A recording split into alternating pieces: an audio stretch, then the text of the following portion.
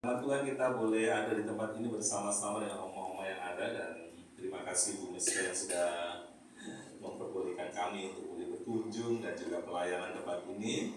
Kita bersyukur bersama-sama di penghujung tahun di 2024, meskipun belum minggu terakhir karena masih ada minggu depan tanggal 29 ya. Dari bagian kita semua boleh menjadi berkat dalam setiap kehidupan kita semua. Ada dari Filipina itu akan di pojok tuh ya, puji nama Tuhan. Dari Filipina terbang, ada dari Mawan juga, luar biasa. Nama Tuhan, terima kasih atas semuanya. Oke, sesuai dengan yang ada di kaos Bapak Ibu ya, yang ada di kaos di sini itu apa bacaannya? Ada yang apa oma-oma? Apa itu di situ? Aku berharga dan mulia dalam Kristus. Amin. Kita adalah orang-orang yang berharga dan mulia, bukan oleh karena banyaknya emas seperti saya. Saya emas asli Jawa, jadi mahal. 90 kilo. Kan lumayan, 1 kilonya berapa? Bukan karena aku berharga dan mulia karena punya banyak hal dan mungkin dikelilingi orang-orang dan semua yang ada dalam kehidupan kita. Meskipun itu menjadi sebuah kebahagiaan dalam kehidupan kita, ya kan? Bahagia, ada keluarga, ada anak, ada cucu, dan semuanya bahagia. Tetapi yang paling pasti dan yang paling inti dan yang paling perlu kita pahami dalam kehidupan kita yang kekal selama-lamanya, aku berharga dan mulia karena di dalam Kristus Tuhan. Amin. Itulah hal yang sangat membuat kita adalah orang-orang yang berharga dan mulia. Orang-orang yang rasanya sebenarnya bahwa kita adalah orang-orang yang sangat beruntung. Kita adalah orang-orang yang harus bangga karena kita memiliki Kristus. Tadi Om Maliani katakan bahwa kita bersyukur, bersama dengan Om Maros tadi katakan bahwa kita merayakan kelahiran Yesus. Jadi setiap kita adalah orang-orang yang sudah dipilih, kita sudah dipanggil, kita sudah ditebus, dan kita adalah orang-orang yang berharga dan mulia. Amin. Bahkan dalam firman Tuhan sangat jelas dikatakan, ada beberapa ayat firman Tuhan, ada 3 yang akan saya berikan Bapak Ibu. Yang pertama di dalam Yesaya 43 ayat yang keempat. Yesaya 43 ayat yang keempat. Yang sudah dapat boleh membacakan. Nanti yang kedua siapkan Yohanes 3 ayat 16. Dan yang ketiga Efesus 2 ayat yang ke-10. Ya, saya ulangi ya. Jadi tolong disiapkan. Yang pertama Yesaya 43 ayat yang keempat, supaya Bapak Ibu nggak hanya dengar saja tetapi pagi hari ini boleh ambil bagian. Yesaya 43 ayat yang keempat. Yang kedua, orang kedua Yohanes 3 ayat 16. Dan yang ketiga Efesus 2 ayat yang ke-10. Sudah siap? Oke, yang pertama siapa? Silakan berdiri. Yesaya 43 ayat 4. Silakan Pak Felix. Yesaya 43 ayat yang ke-4. Ya. Oleh karena engkau berharga di mataku dan mulia, dan aku ini mengasihi engkau, maka aku akan memberikan manusia sebagai gantimu dan bangsa-bangsa sebagai ganti nyawamu. Amin. Terima kasih. Yohanes 3 ayat 16. Mari, silakan berdiri. Yohanes 3 ayat 16. Ada yang hafal atau ada yang mau baca, silakan. Yohanes 3 ayat 16. Karena begitu besar kasih Allah akan dunia ini, sehingga Ia telah mengaruniakan anaknya yang tunggal, supaya setiap orang yang percaya kepadanya tidak binasa, melainkan beroleh hidup yang kekal. Amin. Terima kasih. Mari. Yang ketiga Efesus 2. Mari silakan Efesus 2. Ya, Efesus 2 ayat 10.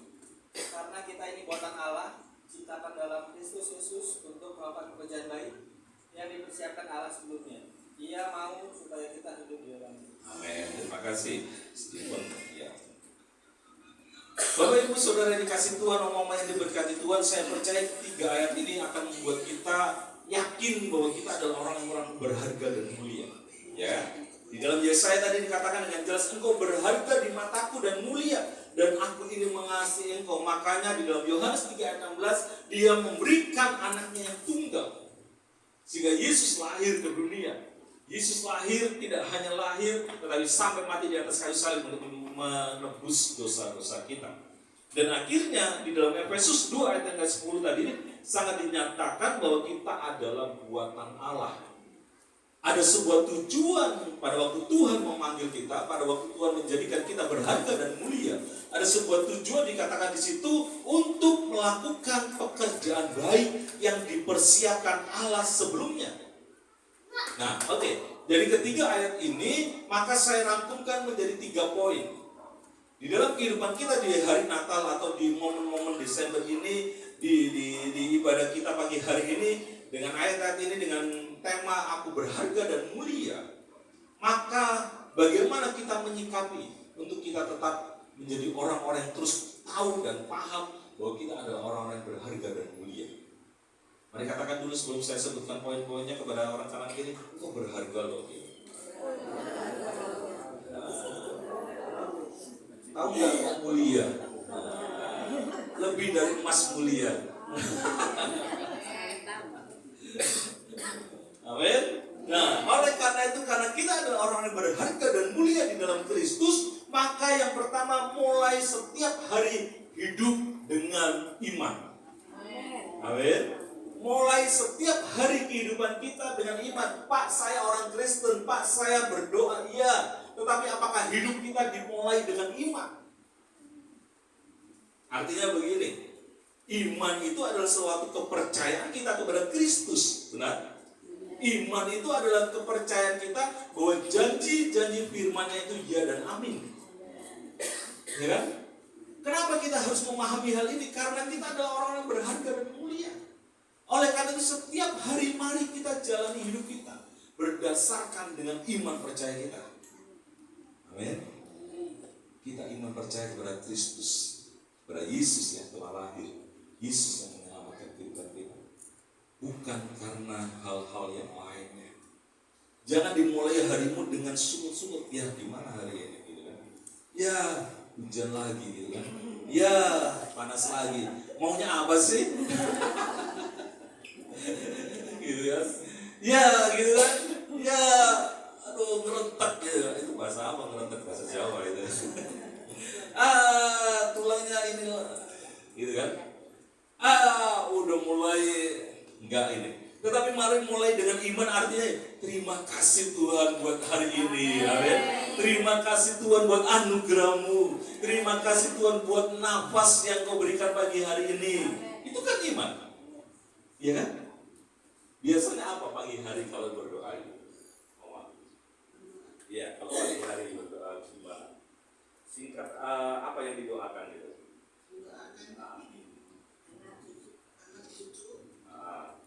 Lalu bersyukur buat apa? Itu dia ya kan? Terima kasih Tuhan aku sehat hari ini gitu kan? Terima kasih. Itu kan iman Bapak Ibu. Meskipun kita nggak tahu apa ke depan 1 jam 5 menit ke depan, tetapi iman kita berdasarkan kepada setiap janji-janji Tuhan. Amin. Dan kepercayaan itu adalah kepercayaan yang harus totalitas kepada Tuhan. Kepercayaan itu adalah kepercayaan yang harus terus menerus dan tetap dibangun setiap hari. Kalau kemarin kau percaya, lalu hari ini mulai ragu, lalu besok mulai agak ragu lagi, lalu besok lagi mulai agak sedikit bangkit lagi percaya, itu bahaya nantinya. Tetapi bagaimana kita menata hidup kita, mari kita percaya dan semakin percaya lagi kepada Tuhan. Amin. Karena itu mari perlu dibangun setiap hari, perlu diteguhkan, perlu dimantapkan. Karena itu katakanlah kata-kata yang positif, yang sesuai dengan firman Tuhan. Amin. Saya percaya saya sehat, saya percaya saya dikasih Tuhan. Karena ada firman-Nya. Ya kan? Saya percaya saya adalah anak-anak pilihan Tuhan. Meskipun mungkin keluarga aku nggak tahu ada di mana, tetapi saya percaya Tuhan Yesus adalah sahabat yang setia. Amin. Tuhan Yesus selalu menyertai hidup saya. Tuhan Yesus selalu menghibur saya. Amin. Tuhan Yesus selalu ada dalam setiap pergumulan, dalam setiap langkah iman saya. Serahkan segala kekhawatiranmu kepada Tuhan. Itu tanda bahwa engkau adalah orang-orang yang memulai hidup dengan iman. Iman kan bukan sesuatu yang sudah kita lihat, ya kan? Iman kan sesuatu yang belum kita lihat, sesuatu yang kita harapkan supaya itu terjadi. Itulah iman. Ada yang tahu 5 menit ke depan siapa? Apa yang akan terjadi dalam hidupmu? Kita akan saksikan dalam gereja kasih karunia kemarin Natal dan juga hari ini, ya.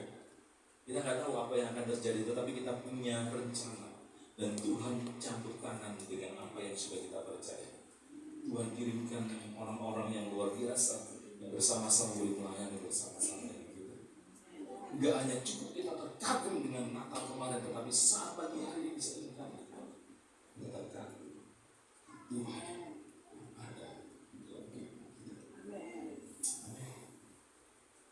Biarlah ini membuat kita kagum, membuat kita bangga, dan membuat iman percaya kita semakin sungguh-sungguh. Mari lakukan bagianmu, Bapak Ibu yang dikasih Tuhan, apa yang kita lakukan. Maka Tuhan akan turun tangan. Amin. Itulah iman, Bapak Ibu. Ya, kita tahu pengurus gereja atau mungkin yang tahu keuangan dan segala macam. Tetapi begitu hati yang ada untuk Tuhan, Tuhan ungkapkan. Oleh karena itu, mari saya ingin mendorong kita, memotivasi kita, memantapkan langkah iman. Serahkan segala kekhawatiranmu kepada Tuhan, karena Tuhan tahu segalanya dalam setiap kehidupan kita. Amin. Yang kedua, yang pertama apa? Mulai hidupmu dengan iman. Amin. Mulai besok atau mulai besok lah gitu ya, atau mulai hari ini lah harusnya gitu kan. Pagi hari ini pada bangun pagi katakan doa-doa yang dengan ucapan syukur, doa-doa iman. Percaya, serahkan semuanya. Jika masih ada kekhawatiran yang melintas gitu, tolak gitu kan, ganti dengan janji Tuhan. Amin. Yang kedua, kita berharga dan mulia. Karena itu mari, kan tadi mau mulai gitu kan ya, mau mulai dengan iman yang ada, kita berdoa, kita bersyukur, kita percaya kepada janji-janji Tuhan, lalu mulai menjalani kehidupan yang selama 24 jam. Kita semua kan sama kan, 24 jam, gak ada yang didiskon kan? Ada mau diskon? Boleh bilang Pak, jangan 24 jam kalau bisa. Gitu ya. Mau 24 jam atau mau berapa jam? Waduh bosan nih Pak, udah cepat lah gitu. Kok gak ganti-ganti hari ya, gitu kan? Semua kita 24 jam, maka jalani hidupmu, jalani hidup kita selama 24 jam hanya dengan kasih karunia Allah. Amin. Hari hujan datang bukan karena kekuatan kita, bukan karena berkat, bukan karena ini, tapi karena kasih karunia. Kenapa? Pada waktu engkau menjalani hidup dengan kasih karunia Tuhan, maka di situ ada kekuatan dari Tuhan. Tuhan, kita bersyukur buat kesehatan. Tuhan, saya bersyukur buat segala berkat yang Kau berikan. Dan dasarkan semuanya itu hanya karena kasih karunia Tuhan. Bukan karena vitamin yang kau minum, bukan karena harta yang sudah ada, bukan karena apapun yang ada dalam hidupmu, tetapi dasarkan semuanya karena ada kasih karunia Tuhan. Amin. Beda Bapak Ibu, ya kan? Tetapi pada waktu seseorang menjalani kehidupannya dengan kasih karunia Tuhan, maka kekuatan demi kekuatan yang baru akan diberikan kepada dia. Kau akan semakin melangkah dengan kekuatan yang baru. Kau akan semakin terbang tinggi bersama dengan saya Raja Wali. Kau akan dibawa kepada hal-hal yang dahsyat daripada Tuhan, karena ada kasih karunia demi kasih karunia Tuhan. Amin. Hiduplah dengan kasih karunia Tuhan, maka kekuatan daripada Tuhan akan melingkupi kehidupan kita. Menjalani hidup dengan kasih karunia Tuhan itu artinya engkau fokus kepada salib. Ya, ada di sini. Sentral kehidupan kita. Karena kita berharga dan mulia, maka pandang selalu salib Tuhan. Itu kasih karunia Tuhan. Kita yang gak layak, kita yang berdosa, kita yang dua blek. Nah gitu kan. Kalau orang Jawa gak cukup gablek, gak cukup. Harus dua blek gitu kan. Kalau nakal gak cukup, muakal gitu kan. Tahu kenapa itu? Gitu kan. Tetapi oleh karena salib Kristus sehingga ada kasih karunia buat kehidupan kita. Karena kasih Kristus di atas kayu salib sehingga ada pengharapan baru buat kita. Karena kasih Kristus di atas kayu salib kita bisa menjalani hidup ini dengan mujizat lepas mujizat. Amin. Pak, saya kan di panti, saya kan di sini, Pak. Apa sih? Banyak Bapak Ibu omong-omong di berkat itu. Ya. Kalau engkau selalu memandang salib Kristus, maka engkau akan melihat bagaimana kasih Tuhan buat omong-omong yang ada tempat itu. Saya mendengar kesaksian dari Bu Mes luar biasa. Bagaimana Tuhan menggerakkan banyak orang dan tanpa donatur tetap, dan makanya karena itu kami memutuskan untuk ada tempat ini. Itu Anda bisa bersyukur itu karena kasih karunia Tuhan. Itu mungkin Bapak Ibu yang lainnya bisa merasakan bagaimana dahsyatnya Tuhan dalam hidup ini. Wah, dahsyat.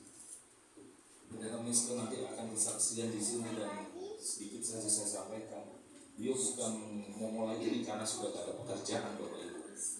Beliau mau mulai pelayanan tempat ini usia 35. Ya, 35. Diundang kemana-mana kok bicara. Tetapi beliau merespon panggilan Tuhan untuk ada tempat ini sejak usia 35. 35 itu kan baru dalam pelayanan. Lagi mengeluh, lagi ngomong apa gitu. Apa sih? Maaf gitu ya. Ini bukan pelayanan yang kecil. Bagaimana? Wah, nanti mereka akan bersaksian. Saya nggak boleh bersaksian. Ada orang yang boleh.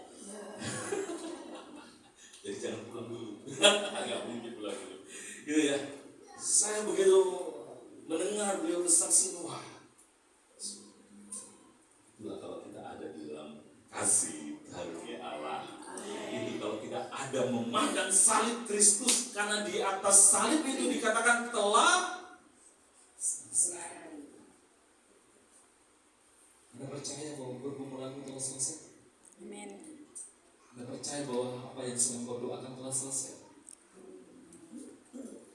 Kayaknya masih 10%. Pada waktu Abraham bawa anakmu ke atas gunung gitu kan, siap Tuhan gitu kan. Nggak ada itu begini. Ada pendeta mengatakan, pasti ada begini. Tetapi firman Tuhan mengatakan nggak ada. Itu pintar-pintarnya orang berkhotbah aja. Didramatisir, wah itu pasti begini, Abraham pasti begini, pasti. Nggak ada. Itu kan dramatisir doang. Abraham, oke Tuhan, besok pagi langsung dia bawa anaknya ke atas gunung untuk berserahkan. Dan dia melihat bagaimana yang terjadi di sini. Di dalam salib ada anugerah dan kemuliaan dan kehidupan kita. Ada yang mau tetap jalani dengan kekuatannya? Ya, nyanyi Tuhan teh nggak apa-apa deh daripada Bapak Ibu yang salah. Mari kita jalani hidup ini dengan kasih karunia yang daripada Tuhan. Amin. Amin. Jangan dengan kekuatan kita sendiri. Amin. Jangan dengan apa yang ada, dengan semua yang ada dalam kehidupan ini. Tetapi jalani semua yang ada dalam hidup ini berdasarkan anugerahnya karena kasih karunia Tuhan dalam hidup kita. Yang ketiga, yang terakhir ya. Yang terakhir, jangan tersinggung, jangan tersenggol, dan jangan tertabrak, gitu ya. Akhiri hidupmu dengan baik. Amin. Kan kita semua harus berakhir dari dunia ini. Ada yang mau terus di dunia ini 1000 tahun lagi, gitu kan? Seperti siapa itu yang berpuisi itu? Aku mau hidup 1000 tahun lagi. Kalau orang Fred gitu kan? Setahun aja banyak gerutu gitu. Aku mau hidup 1000 tahun lagi, boy.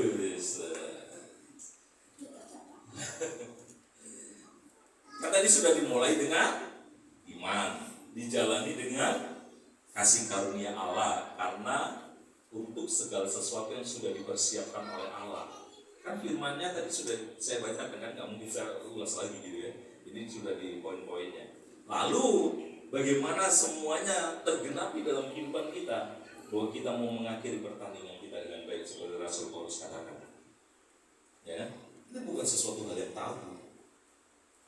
Ini bukan untuk orang yang lansia, enggak. Beberapa hari ini, beberapa minggu ini ada beberapa teman saya, ada beberapa kenalan saya, ada beberapa orang yang meninggal di usia 50-an. Di sekitaran, ya, jadi terbuka ya, usia saya, di sekitaran usia saya. Ini meninggal tiba-tiba pendeta Tony Gaspar 51. Semalam saya kunjungi dari masih ada ikatan saudara dengan Pak Chandra 51 juga kanker. Terus ada beberapa orang juga satpam baru tulis GC baru tulis 43. Ini dalam belum sebulan. Jadi kalau saya katakan ini jangan tersinggung, bapak mah mentah-mentah masih muda, enggak. Enggak apa-apa. Ya, omong-omong, ya kan? Nah, ini dia. Amin. Jadi akhiri pertandingan kita dengan baik. Artinya apa? Bahwa jangan takut dengan segala sesuatu di dalam kehidupan kita kalau kita sudah menjalani hidup ini dengan baik. Amin. Bahwa Tuhan kalau sudah waktunya pasti semuanya akan terpelihara dengan baik. Akan takut. Semua yang dipakai hanya media sarana.